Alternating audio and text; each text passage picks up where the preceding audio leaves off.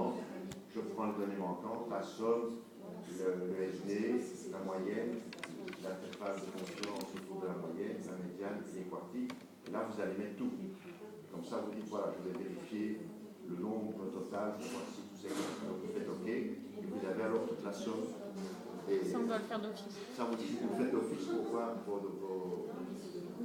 Et comme ça, ici, vous voyez très bien, vous savez, par exemple, pour l'âge, j'ai une moyenne, par exemple, à 67 ans, et j'ai une médiane à 69 ans, et j'ai un minimum qui va de 16 ans jusqu'à un maximum qui va jusqu'à 100 ans. Ça, vous pouvez décrire toutes vos variables et voir s'il faut, construire par exemple. Vous voyez très bien que la variable continue, c'est une variable qui dépasse le 1. Vous voyez ici, le maximum est à 100, venant de 16, ça c'est une variable continue. Une variable dichotomique, elle va de 0 à 1. Vous voyez, 0 à 1, 0 à 1, 0 à 1. Ça, vous voyez, ici, vous voyez tous les 0 à 1, ce sont donc chaque fois les... Alors maintenant, on va comparer chez vous le décès avec...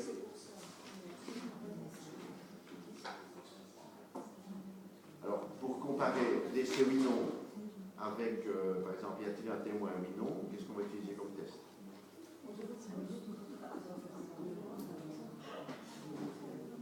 Donc, ce sont deux variables discrètes. Vous pouvez soit utiliser un carré, en disant, voilà, je vais faire un carré en mettant décès oui non.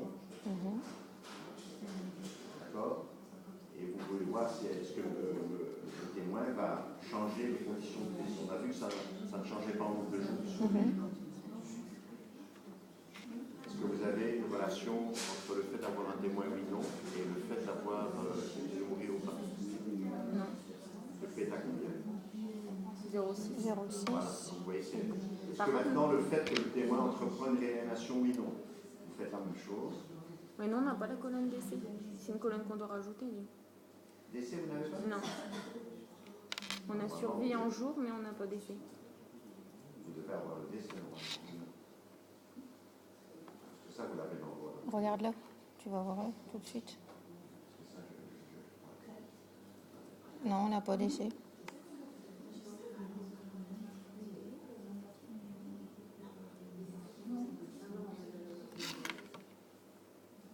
Ah ben alors, vous pouvez, oui, d'accord. Vous pouvez vous-même créer la variable d'essai en fonction de quoi? S'il est mort le premier jour, non? Oui, comme vous avez la survie en jour, vous savez à peu près, là il a survécu 0 jours, donc il est mort. Celui qui est mort à 365 jours, eh bien, il s'écrit toujours le temps d'observation s'écrit toujours en vie à 1 an. Donc vous pouvez comme ça essayer de créer une colonne d'essai ou non. Je vous dis, voilà, décès à 1 mois. Comme vous avez les jours, il suffit de dire tout ce qui est durée survie en jour inférieure à 30 jours, par exemple, ou égal à 30 jours, vous dites ça, c'est décès dans le mois. Si vous voulez prendre le décès à 1 jour, vous avez dit, donc ici, dans la colonne à mois, on a calculé le décès, qu'est-ce qu'on a pris comme référence?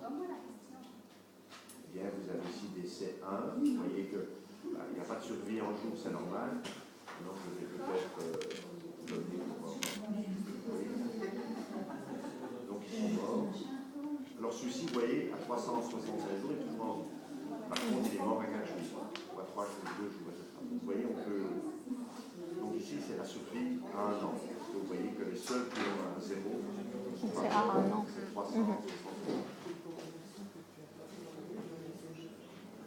Vous voyez, là, par exemple, il est mort à 303 jours, mais il est mort. Donc, c'est la survie à 1 an. Okay. Mais on n'est pas obligé de le faire à 1 an, on peut le faire à 1 jour. Ah, vous pouvez le faire comme vous voulez, en disant voilà les 30 jours, voilà les 301 ans, comme ça on voit à peu près la mise en finale. Et là, si vous avez décès versus le fait est-ce qu'on a entrepris une réanimation, mais vous allez dans les tests d'association. Ici, voilà, décès ou non, witness, on a vu compris que c'est non. Est-ce que le fait d'entreprendre une réanimation par le témoin, est-ce que c'est significativement non? Non.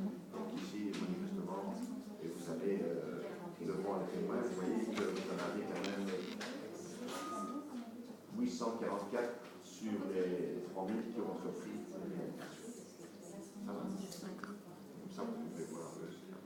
Maintenant, vous pouvez voir, si la réanimation n'intervient pas sur le décès à 1 an, vous pourriez faire ça pendant à 30 jours, ou à 5 jours, ou à 3 jours.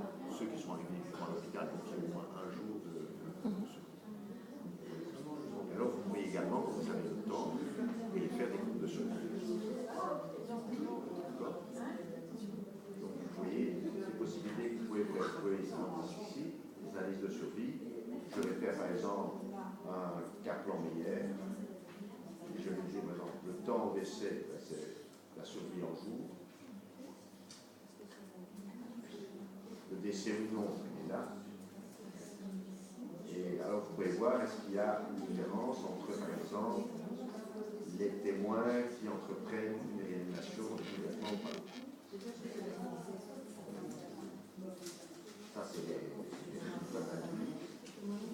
C'est aussi. Maintenant, on va montrer les résultats dans la fonction de survie. Vous voyez que les deux, il n'y a pas grand-chose de différence. Vous voyez, il y a un petit gain ici. Dans les premiers jours, vous voyez très bien qu'examiner le décès à 365 jours n'a pas beaucoup de sens. Parce que les deux courbes sont superposées à partir d'ici. Si vous faites maintenant le décès à 30 jours, vous voyez, vous risquez d'avoir une différence.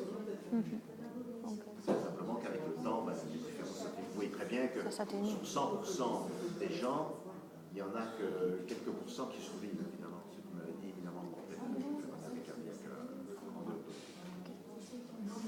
Vous voyez comment vous pouvez faire? Par contre, je ne sais pas si j'ai bien fait parce qu'il y a-t-il des différences dans le taux de survenue de l'arrêt cardiaque selon l'heure de la journée, selon la saison? Oui. Donc j'ai pris Excel et j'ai calculé par heure le nombre de décès. Vous avez ici. Vous pouvez ici, vous avez l'heure. Vous voyez, vous avez ici en 24 et 1h du matin, donc 0h et 1h du matin, 1h et 2h. Vous pouvez voir s'il y a une différence entre les différents temps. Est-ce que vous avez trouvé une différence? Ouais. Comment vous avez fait le test? Mais en fait, moi j'ai utilisé Excel et j'ai fait la somme des décès par heure. Par heure. Par heure, avec la somme totale des décès, j'ai fait la proportion. Ouais. Alors, vous pourriez faire ça comment?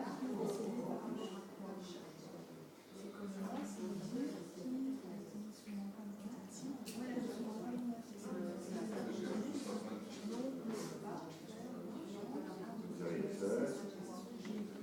Alors ici, vous pourriez par exemple ajouter data insert variable et dire je veux indiquer l'heure de la réa. D'accord? Alors là, ce que vous allez faire, vous allez tout de suite montrer la donnée manquante. Vous allez dire maintenant si statistique, vous allez dire édition, je vais transformer mes variables. Vous allez dire si. Maintenant, vous allez prendre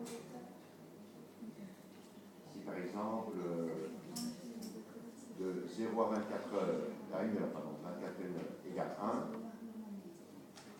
et alors je vais dire mon heure de réa, c'est par exemple, je peux dire, soit prendre la ligne pour la première heure, je vais dire heure de réa égale par exemple 0, c'est entre 0 et 1 heure, d'accord? Ok, et alors vous le faites ici, si le dans 24 et 1 heure, après 24 et 1 heure, c'est quoi qu'on a mis? C'est 1 et 2 heures. Égale 1, donc c'est qu'il y a l'heure de réa dans la première heure après 1 heure. Okay? Et vous, comme ça, vous pouvez transformer le travail de toutes vos données pour avoir ici finalement l'heure en termes de temps. Vous voyez, par exemple, si je fais H1, 2, je prends ça là, H1, H2, voilà. Vous voyez, je vais ici 24, ce sera H0, H1. Maintenant, si c'est ça, je mets égal 1, je fais l'heure de réa égale 2.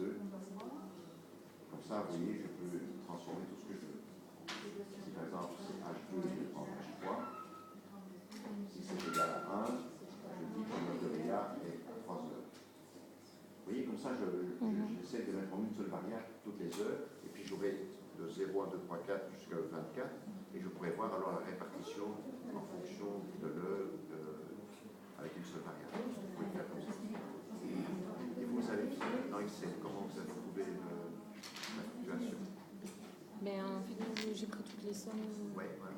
ici, et puis après j'ai pris le total, et j'ai fait la proportion. Vous avez la proportion dans chaque, et vous avez un graphique. Non, je ne l'ai pas fait, mais j'ai... Donc, vous voyez, mais ça, vous voyez, c'est naturellement, c'est bon, mais c'est beaucoup plus fastidieux que directement transférer.